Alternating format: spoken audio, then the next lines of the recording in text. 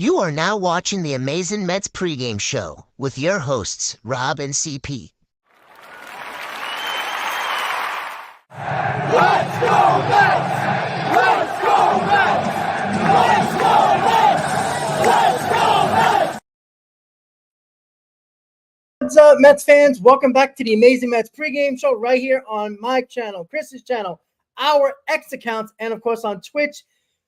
Well, the Mets did not make it easy for themselves, but they did get a lot of help from the San Diego Padres, and thank God for Arizona choking the same way the Mets are doing right now. But the Mets have their playoff berth still in their hands with a little bit of help, and we'll get into that in a little bit. Chris, how is Wisconsin? I'm in the great state of Wisconsin. No, it was a fun time yesterday. I had a great time at the game. Unfortunately, we all know the result of it. We'll talk about what the Mets need to do today. I think it's quite obvious the bats need to show up. I think Jose Quintana pitched a hell of a game yesterday. And again, he just didn't get that support from the lineup that really these guys should be giving him and everybody else that's starting for the New York Mets.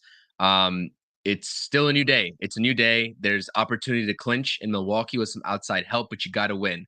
And the fact that the Mets still control their own destiny is important.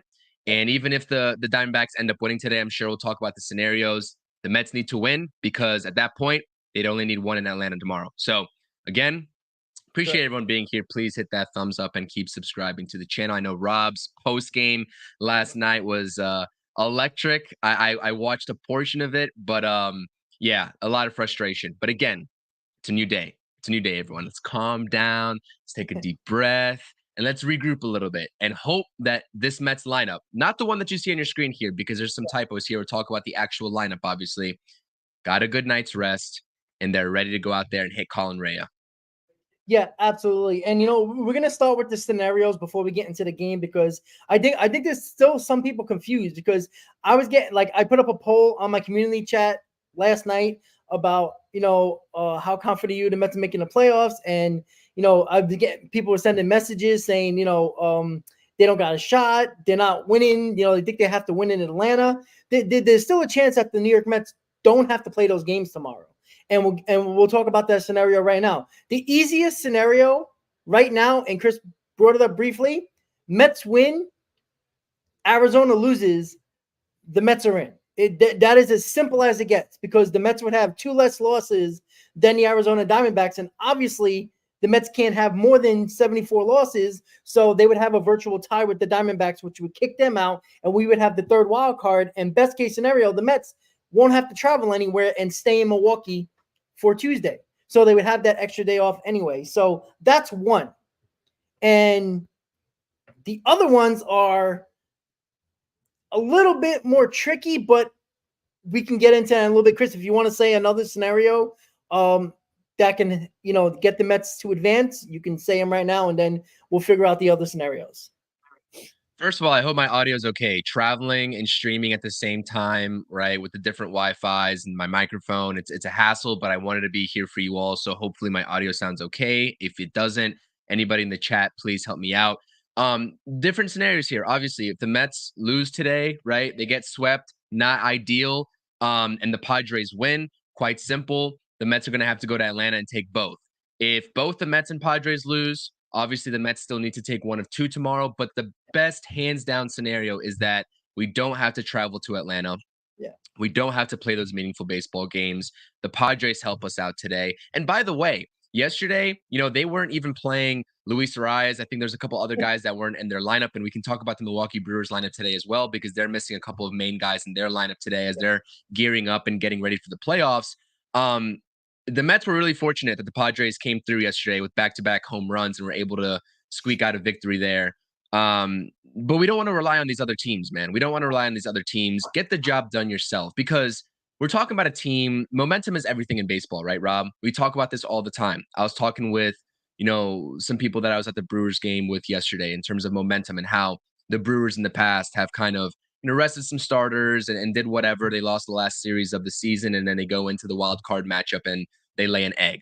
That's something that the Mets, it would benefit them tremendously if they're able to just, honestly, for lack of a better term, get their heads out of their asses, especially at the plate, and put together some good at-bats. Because even if the Mets do somehow make it, right, the confidence level of all of us, and maybe even the team internally with the at-bats they're taking, if they have to come back and play in Milwaukee, it's not great. It's not great. We need to see a better process, especially like John is saying in the chat. Pete Alonso, outside breaking balls. Pete Alonso is going to see a fair share of sweepers today. Colin Rea, his best pitch, right? The Brewers starter today is a sweeper. So again, I know I'm kind of getting ahead of myself. We're going to talk about it here and just sort of the adjustments that these bats need to make. You see JD Martinez is also in the lineup today. Obviously, he's having an abysmal time. The bats need to wake up. But again, best case scenario, need to win. However, if they lose, they still technically control their own destiny. I don't know about you, Rob, and I don't know about anybody in the chat. Again, if you're here, I see some new faces here, some Padres fans, etc. Hit the thumbs up on the stream. Thank you so much, our Padres. I guess, I don't even know what to call them at this point, but you guys helped us out tremendously yesterday. So we appreciate you and your organization. Subscribe to the channels. We'll be here for the playoffs, obviously, if the Mets make it. Maybe even a matchup. I don't know. Anyways, we actually might be rooting for the Braves to win. I'm not going to lie today, because it seems like exactly the what I was Braves going to say next. have that second wild card locked up. And if by some terrible scenario, the Mets need to go into Atlanta tomorrow, obviously, I don't think the Atlanta Braves are going to give the Mets any breaks. I still think they're going to try to take a couple of ball games, if not both, from them tomorrow. But they're definitely not going to be trying as hard as if they haven't clinched that second wild card spot yet. So it might be beneficial for the Mets to just see the Braves sweep the Royals at this point. And then at that point, hope that they take it easy tomorrow should those games matter. But that's kind of the scenario that we're looking at. We obviously need to win, but we still need some outside help with that. And that's kind of where we're at. Yeah, and with the Brave scenario, if they do win today and they basically have their spot for the playoffs, they might still pitch Chris Sale and Schwellenbach for like an inning or two just to keep their arms going, so they don't have like 6-7 days off. I don't think they want. Maybe they'll hold Sale because I think they want to control his innings as much as possible before the playoffs. Schwellenbach might get an inning or two, and I know that's not the entire game, but you're going to have a Braves team, especially guys, again, they're going to play most of their starters. Remember, we're going to have 29 guys on the roster. You get an extra man because of the doubleheader. So you're not going to have the 36 to 40 guys that you would have 10 years ago when you could bring up all your minor leaguers. They're going to still play certain guys that we can't stand. And that doesn't, trust me, they're going to want to pay their stats. They're not going to try, to probably beat out, a double play or, run hard the first on a slow hit infield grounder. They're going to take it easy. They're not going to try to hurt themselves. But look, the scenario I don't want is for the Braves to hope for us to beat them in Atlanta, even if they're not playing for nothing.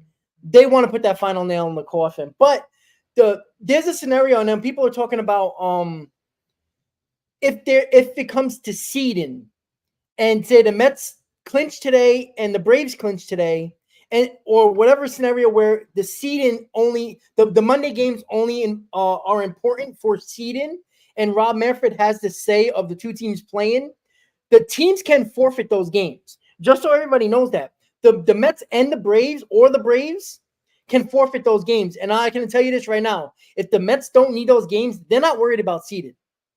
They're going to forfeit those games.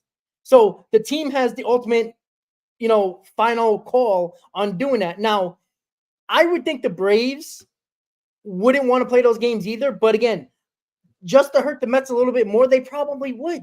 Because I think they could probably throw Charlie Morton. They can throw anybody they want. They feel like the Mets are going to, just choke in any scenario that they face them. So the Mets are probably going to forfeit the games if it comes to seeding. And I have no problem with that. Take your Monday off, get your entire bullpen ready to go for Tuesday. And worst case scenario, you don't need to use Severino. You can keep him for game one of the wild card, and then we're off and running. So that's a good point too, Rob, is that a lot of people don't like. I know that we had this discussion a couple days ago that, if these games do matter in Atlanta, though, not just for seeding, that Luis Severino is going to be pitching in an important game in Atlanta for the second time in a week. And we know how he fared the first time. I asked you all a specific question a couple days ago in my live chat poll, whether you'd want to give Sevy another crack at the Braves lineup in an important scenario in this Monday doubleheader. A lot of people, given his performance, last week in game one, were very reluctant to give him that opportunity. They would rather have saw him pitch in his Brewers series. We saw that it didn't work out.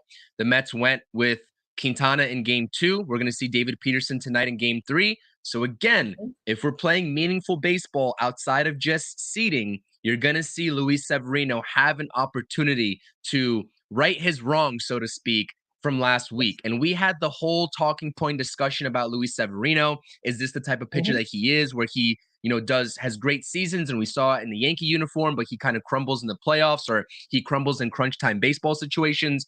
Like, this all matters. This all matters. And I think that what frustrates a lot of Mets fans the most in terms of seeing the Mets lose the last 3 games while having such awesome positioning themselves so well after that Phillies series, is that when these games start to matter, it seems like all of these guys that were doing tremendously in the regular season, as soon as a little bit of pressure comes your way to finish the job and make that final push, Pete Alonso, Brandon Nimmo, Sevy. I mean, like, I love Manaea. He didn't look impressive either in the first game in Milwaukee. So that's, I think, the biggest worry with Mets fans. But also, there's something to say for, do the Mets actually want to go back to Milwaukee, or would they rather travel out west in a different time zone on a short turnaround, right, with short rest, to go play the Padres? And I know that Milwaukee has also been like a secondary house of horrors for the Mets over the last couple of years. The Brewers absolutely own the New York Mets, but it's like, where would you rather travel to if that's kind of impacting that decision as well? So many factors still at play here in the last 3 games of the season. I will say this, and I know that not many people are going to like this, but I do want to put things into perspective that no matter what happens with the New York Mets, I think that, at least I will say this for myself, this has been a successful season. This has been a stepping stone type of season. But the fact that we are here and we're so close, Rob, do not get pushed. I tweeted this out earlier on my account. Do not get pushed. Do the pushing. Make the final push. You're here. You put yourself in a position to be here. Close the job out. There's no reason that we should not be talking about Mets playoff baseball. But again, should the Mets not make it, it was a successful season. I'm sure we'll do kind of a season recap, stream or whatever, but we want to be on here talking about pregame and postgame New York Mets baseball. Nothing more, nothing less. Get the job done. So I was able to put the lineup up to help everybody out here. I apologize for that. I was struggling and trying to get to the stream in time, and I just didn't. I thought I put the lineup up, and I didn't. But there you go. That is besides Lindor the DH, he is the shortstop. Apologize for that. But other than that, Martinez is the DH, so don't get that confused. Lindor is playing shortstop today. So yeah, you're 100% right. Listen, we all want to make the playoffs. It's a season that nobody expected to have meaningful games, even though we had our 87 wins, which the Mets are still at, by the way. And you had 85 wins. A couple other people had 80 wins. A lot of people had 75 wins. So it was wasn't an as expected season that a lot of us were expecting, but it's still going to be disappointing if we don't make the playoffs, especially the shape that they were in going into Atlanta. 2 games up on the Braves. If I'm not mistaken, they were a game up on the Arizona Diamondbacks. They didn't have to play great here. They could have won 3 out of their last 8, 4 out of they could have won 4 and 5 over the last 9 games, and they would have been fine. But because they lost 3 in a row, everybody gained on them. And you went into Atlanta up 2 games, and it's like, you're just looking for trouble. And they had the opportunity to do it. And that was the one game on Tuesday to put that to bed. That game was why I was so frustrated, because it's not like it was do or die, that game, right? And they played, and I want to get your thoughts on this since we haven't really spoken much. The way they looked scared, looked lifeless, was very concerning to me when it wasn't a do or die situation. Like, they looked like the team that wasn't desperate, and technically they weren't desperate, but they just played scared. And it started from the first at bat when Iglesias let the ball hit him when he was trying to run the first base. Like, everything dwindled from there. I want to get your thoughts on that, Chris, since we haven't really talked much about it, since Tuesday, basically. Are you talking about the Braves game or the Milwaukee game or just the last 3 games? The Braves game in particular. Like The playing Braves game. scared, lifeless. Like it felt like they were just playing like they were afraid to do anything in that game. Like they were just afraid. The Braves played loose. I mean, I think that, you would have hoped that the Mets after that Braves game kind of had a little bit of longer rest and showed up rejuvenated to Milwaukee and kind of, played less scared, that you're saying that now. But all 3 of the last losses look the same to me. I assess them in the same manner. They look like they're going through the motions. And I agree with you, right? The 3rd inning kind of crumbled on the Mets, starting with that Alvarez, kind of blunder running into Sevy and Sevy throwing it into right field for the extended base. Everything from there on seemed like it was downhill for the Mets. And I agree with you in the fact that, and I know you said this many times, but when you get punched, how do you get back up, right? The Braves obviously punched the New York Mets in that 3rd inning in game 1 in Atlanta, and they never got back up. Right? You're talking about talented pitching, right? Even though they don't have Spencer Strider, you still have Schwamback, you still have Sale, you still have Fried, right? Like talented pitchers across the board. You're going to be facing talented rotations from here on out, regardless of who you face, whether it's San Diego, Milwaukee, Atlanta, it doesn't matter.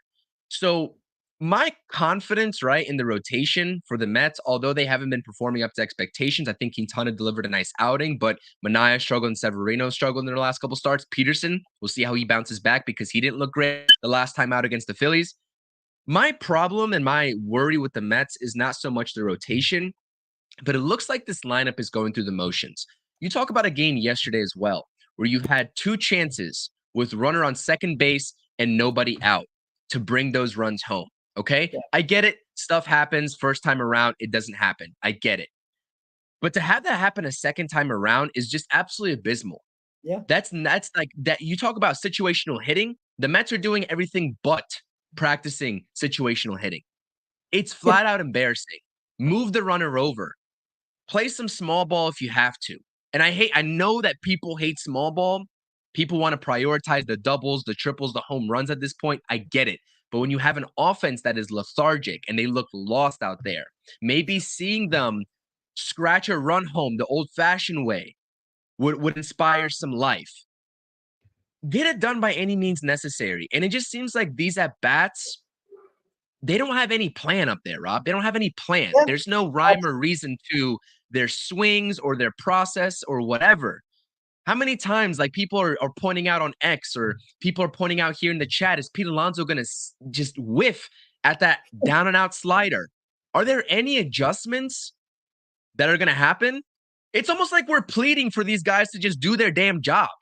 Yeah. What the hell are we doing? Why are we pleading for them to do a damn job? Yes. Make 100%. a damn adjustment. At this point of the season, it's not rocket science. You've played what? 3 more? You played 159 games already.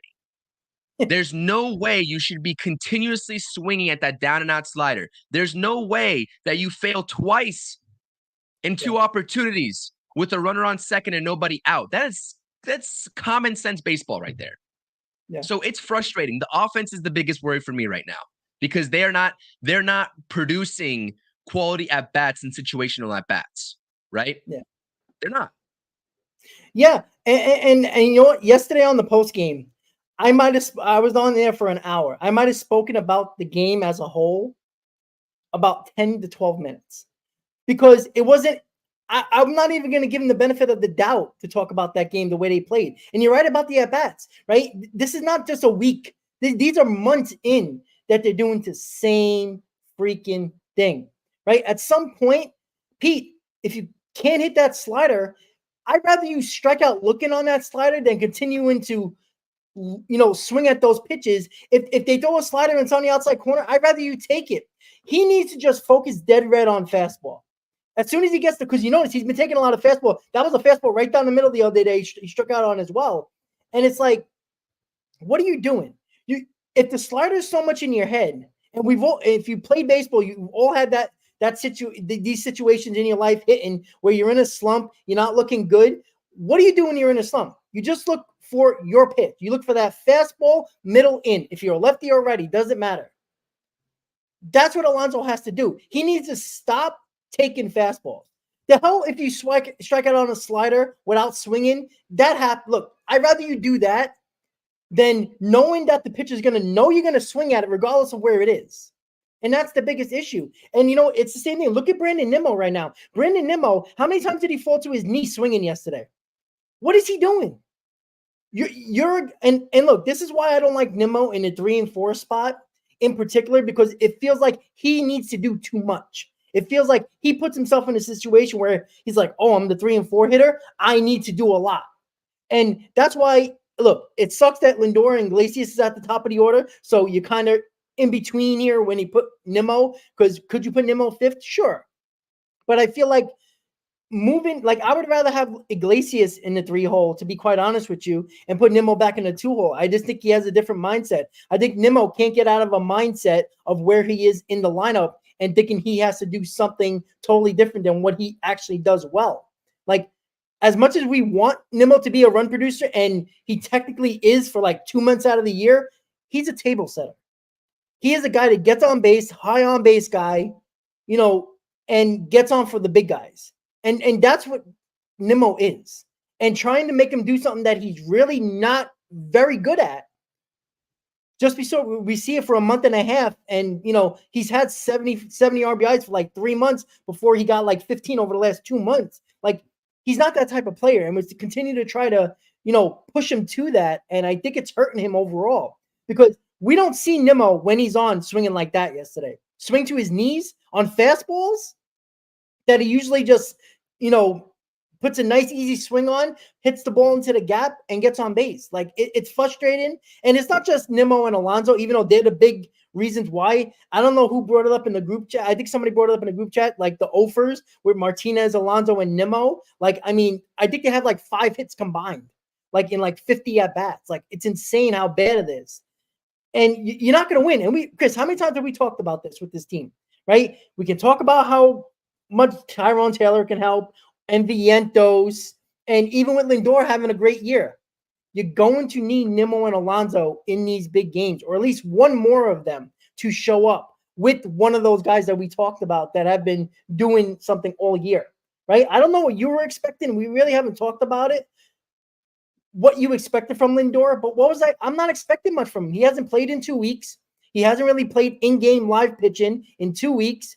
He's probably 60% at best. And I mean, you can't expect him to be a savior here. Now, he hasn't had good at-bats, but I think he had like 2 walks in the last couple of games, so he's been taking a lot of pitches, and he's been working the count. But I don't know how much Lindor has in that back right now. And that's why we have to all right, Vientos is still doing pretty damn good. Iglesias gets a hit every game. It needs to be Nimmo and Alonso to step up here and fill that void, because we talked about it forever. Those 2 guys are going to take us as far as the Mets are going to go. And you see what happens when they're both really bad. This team has a hard time winning if Lindor is not right with somebody else. And that's the biggest issue right now. Yeah, and so if the Mets were going 100% the way that everyone envisioned this lineup going, there would be no need to separate Brandon Nimmo and Pete Alonso in the lineup, right? Yep. There would be no need. But you see what Mendoza's doing today. This is like a last-ditch effort to try to get at least a competent bat in between these 2 guys who are immensely struggling. Look at the splits. My buddy, Amish Country Mets fan, Nelson, right? Posted it on his X account. He posted the splits numbers in the month of September. Premier baseball, crunch time baseball. The Mets need their 2 core players in Nimmo and Alonso to show up. Nimmo's hitting 188. Pete's hitting just above 200. Something of that nature, right? Just untimely, unproductive at-bats. But the thing is that the reason that the Mets are here, given the fact that Brandon Nimmo and Pete Alonso, for the most part, the majority of the season have struggled. I know that Brandon Nimmo had a stretch of games where he looked great, right, in the first half, but he really hasn't done much since. The reason why this team is here in the first place, especially with the offensive production that we've been given, let alone the pitching, because the pitching's carried this team this entire year. But it's been because of guys like Jose Iglesias. It's been because of guys like Tyrone Taylor, right, who's back in the lineup today as well. Like, those guys, everybody else in the lineup has stepped up. But now you're seeing that these guys also just aren't stepping up. So, like, if those guys at the bottom of the lineup in your Alvarez, Taylor, Marte, Martinez, if they're struggling and the combination of Nimmo and Alonso are struggling, what production do you have? Yeah. Mark Vientos and Jose Iglesias can't do it themselves. Yep. They can't. And the reason we've been talking about how great and how, how deep this team is from start to finish in the lineup and on the bench is because those guys in the previous months have been masking Pete Alonso and Brandon Nimmo's slumps. They've been masking it because we've been winning games and we were kind of putting it on the back burner. Okay, when it gets down to it, we're going to hope that Pete Alonso and Brandon Nimmo show up. But these guys are carrying it for right now. Well, those guys aren't really carrying at this point. Should we expect them to, Rob? Did we expect them to get to September baseball and for us to be asking for premier production from Starling Marte and Tyrone Taylor? I don't think so, right? I never expected that. They're nice addition pieces, which has been our whole entire point this entire season. Yeah. The guys at the top and the middle need to show up. Now, I will lump JD Martinez in the category of Pete Alonso and Brandon Nimmo at this point because he is a veteran and whatever he is over his last 35, 40 at-bats is just simply unacceptable. And we'll see how he bounces back today because he is DHing. He is in the 6th spot. A lot of people don't want to see him, right, in this lineup. I know that you might disagree because he is the veteran. I understand your point as well. But again, like, these guys need to show up. JD Martinez has done so in his career in the playoffs and crunch time baseball. We've seen JD Martinez's production. So what are we seeing right now? What's so different, right? I don't get it, Rob. And honestly, there's so many answers that we can give people in this chat right now because we're still at a loss for words about what's happening. I came into the last 3 games expecting the Mets to take care of business and to handle business. It hasn't been that, but I will say, as negative as we're sounding right now, the Mets, with a win tonight, with a win today, they changed the complexion of our entire tone, right? They have an opportunity, yet again, despite the last 3 losses, to get everyone back on board. They do. It's right in front of them even still. They've been given gift after gift after gift by the teams that are playing the Diamondbacks and at one point the Braves, even though it looks like the Braves are going to make the playoffs now. Yeah. Stop relying on these gifts. Go out there and do it your damn self. I'm tired of it. We're not giving this team any excuses. I stopped making excuses for this team back in September. As soon as the calendar hits September 1st, it's go time. Get it done, man. I'm tired. If you come back on here, I'm not sure I'm available for a post game today. Unfortunately, like I said, I'm traveling. I will be available for pregame, post game. We got you all covered tomorrow, bar none. Expect content tomorrow on the channel. So subscribe as well. Again, on the channel if you guys don't already, on both channels, myself and Rob. But yeah, I need to be coming on here confident tomorrow in the pregame and not dreading the games in Atlanta, especially if they're meaningful. Go out there and get it done. I have nothing else to say. I have no other answers to give as for why Pete Alonso is doing what he's doing, why JD Martinez and Brandon Nimmo are doing what they're doing. Yeah. They're either going to show up or they're not. That's the end of the discussion. Yeah, it's just, like Harrison Bader, Tyrone Taylor, your 4th outfielder. I like when people, are complaining about the bottom of the order. Like the other day, they were complaining about the bottom of the order. Why? You wouldn't be complaining about the bottom of the order if the guys up top are doing their jobs. It's just that simple. It's just that simple. Like this is not rocket science here, guys. This is just common sense. And that's the frustrating part.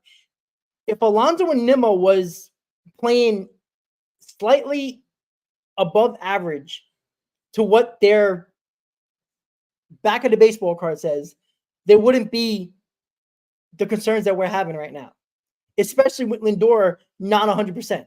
So, and that's the main issue, right? We can't keep on bitching and moaning about who's in the lineup 6 through 9.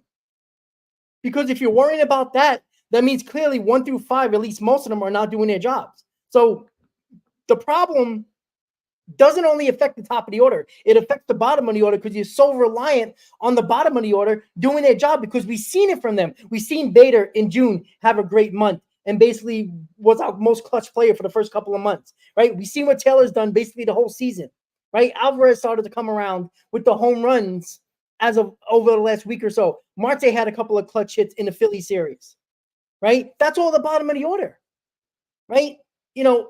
That's the issue, right? We're relying on them too much, and that should not be the case. And then when they don't come through, we get upset. But yet the problem lies at the top of the order. And I want to bring something up.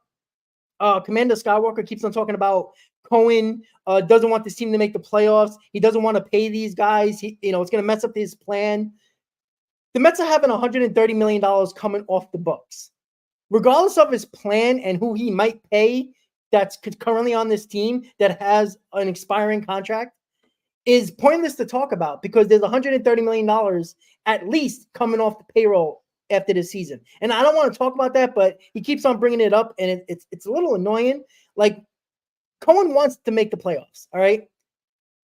And regardless of paying them or not, to be speaking about that, you're either a troll who's not a Mets fan or a Mets fan who needs to be in a negative atmosphere and need the Mets to lose so you can complain on X like Frank the Tank does and Joe and Clark does on X. Because when they're winning, right, Frank the Tank didn't do anything through that 6-1 homestand, right? We didn't even see a video from him except for the end of the road, the homestand, while he was, calm for once.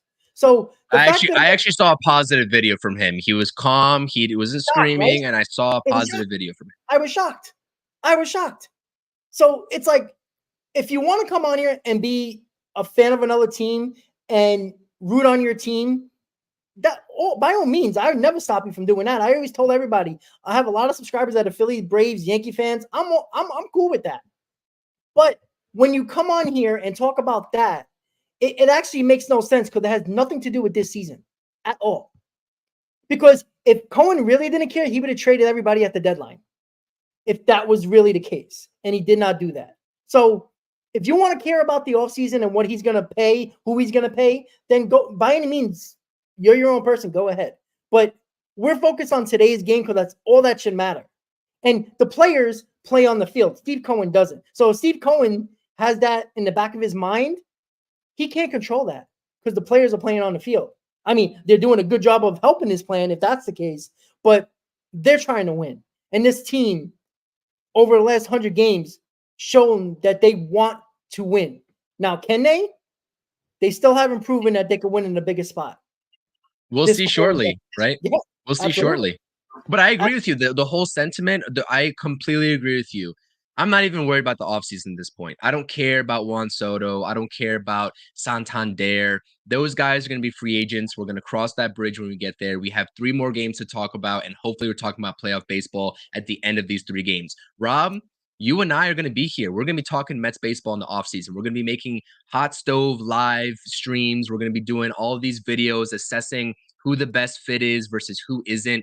I don't care about any of that, right? I will talk about that, and so will you when the time comes. So, again, subscribe if you haven't already, because we're not going to stop talking Mets baseball just because it's the offseason. But we have an important game, game 160 for the New York Mets versus the Milwaukee Brewers. They've lost their last 3 games.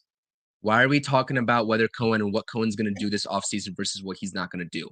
Sure. I honestly think Cohen's going to be hands off this offseason. He's going to give Stearns all the power and all the say, and it's going to be Stearns, basically leading that ship. That's what I firmly believe. But we'll cross that bridge when we get there. Plenty of content coming out about that. Let's focus on today.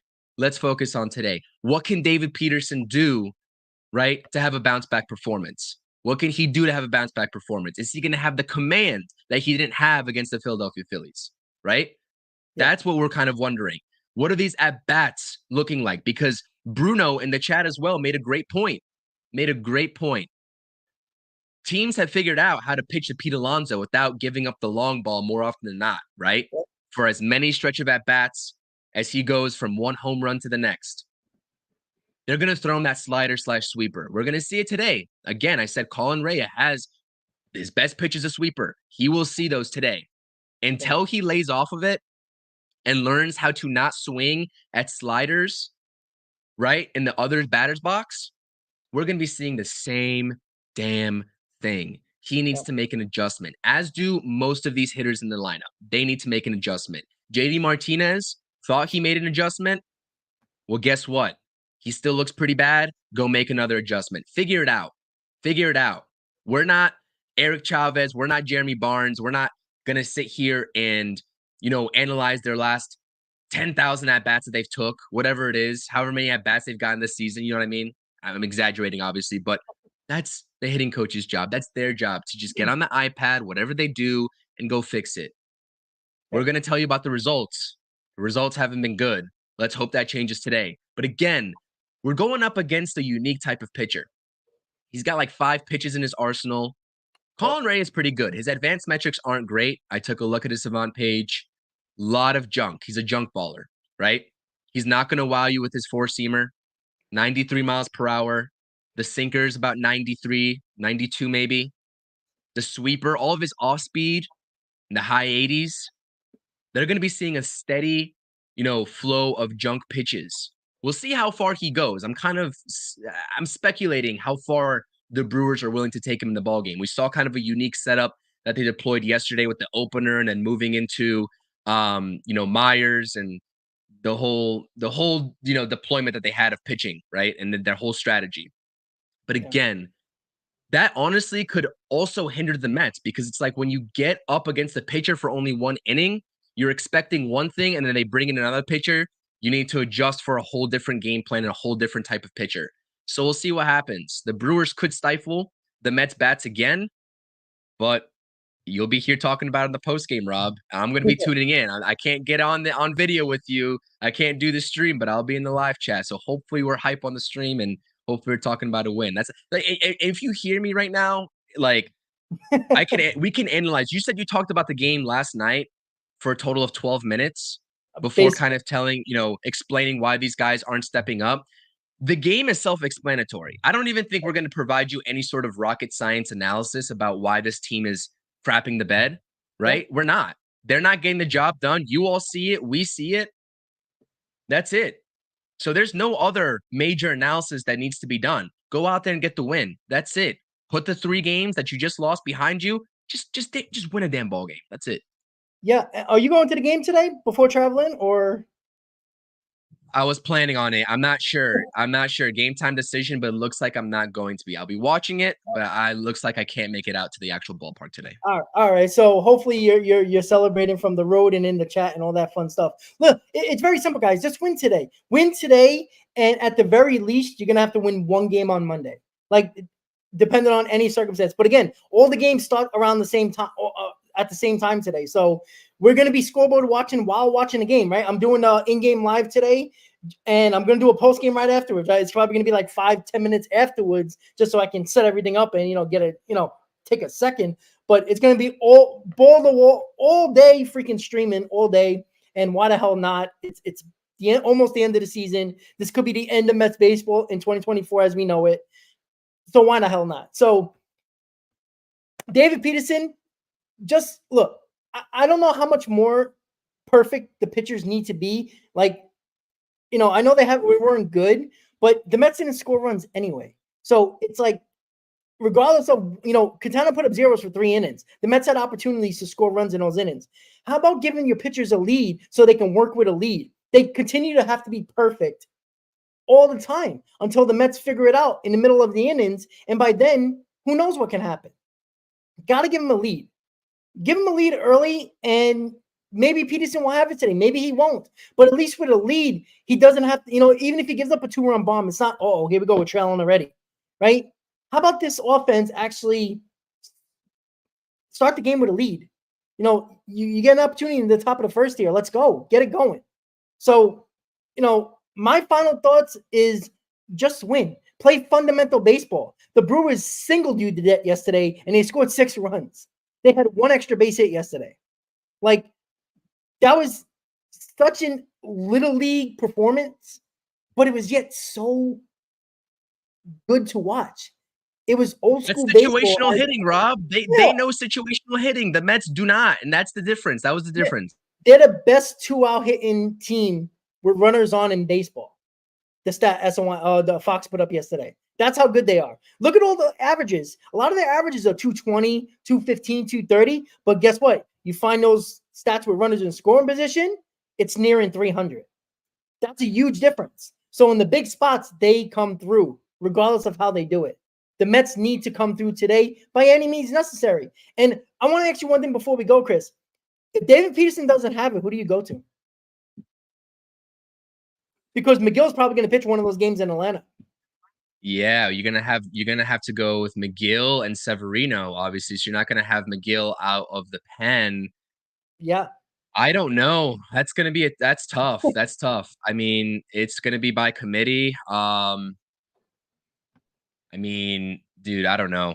Because if you pitch Buto for 2 innings, he's not available tomorrow. And that's Yeah, I mean, I think they're gonna have to take it. They can't worry about tomorrow. They can't worry about tomorrow. Yeah. If you're in the game, yeah, I mean, maybe we'll see if it comes down to it where we need to see somebody early, maybe Buto, maybe a guy like Brazaban, but like, I don't know. You can't worry about tomorrow. And that's the primary theme here. You can't worry about tomorrow. So screw what happens tomorrow. You got to win today.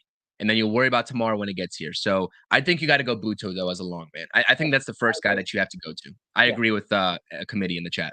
Yeah, I agree. So, Chris, make sure you get home safe whenever you get going. We'll see you back tomorrow.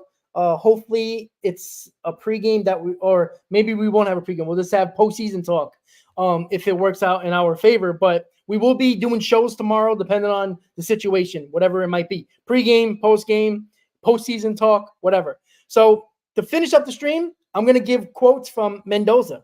We have the chance to do something special today, end quote. Very simple. Your manager realizes it. Your manager's ready. He can only write the lineup in. He can write in the pitcher on the mound. It's up to the players to do the job. And hopefully they can do it. Chris, any final words before we say goodbye? Yeah, no, you saw Terang wasn't in the lineup yesterday. Obviously, he's always a stolen base threat. He's back in the lineup at the leadoff spot for the Brewers. No Rhys Hoskins and no William Contreras for the Brewers in their lineup today. But I agree, right? You got to come out of the gates hot. I think that the tail of the tape for the Mets, if they come out and they have lousy at-bats early and the Brewers put up maybe a run or two early, that's going to defeat my vibe at the very minimum with how the Mets games have been going, because they've been showing an inability to rally late as of recent, like they were able to do just a couple weeks ago, right? And that late rally magic hasn't really presented itself. So again, come out of the gates swinging. Yes, that is a pun, all pun intended. You got to come out of the gates swinging, get David Peterson the lead. Hopefully David Peterson has his ace stuff. Hopefully he has his command, and hopefully we're talking about a win. That's it. That's my final thoughts. Let's go Mets. Again, the Mets still control their own destiny. That is not a lie. We're not lying to you. Nope. They win today. I don't know about you, Rob, but I'm feeling good. I don't care what happens in the San Diego game, because I'd rather, at the very minimum, need to take only one rather than two. But at the very worst case scenario, right? I know nobody wants to hear this. Even if the Mets lose today, they still have a chance tomorrow that they have to take two at that point. We don't want to talk about that, though. We don't want to even speak those words into existence, because we know what the pitching matchups are going to be, and that it is what it is. Go out there, win today, and hope for the best with some outside help. And hopefully we're celebrating after today. But if not, hopefully we just need one tomorrow. Let's go Mets. Absolutely, guys. In about an hour from now, I'll come on a little bit before 3 for the watch party. So tune in.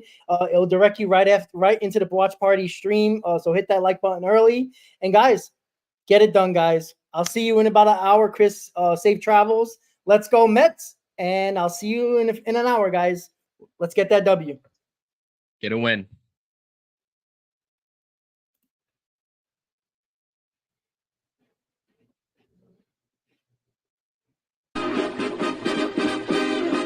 Meet the Mets, meet the Mets. Step right up and greet the Mets. Bring your kiddies, bring your wife.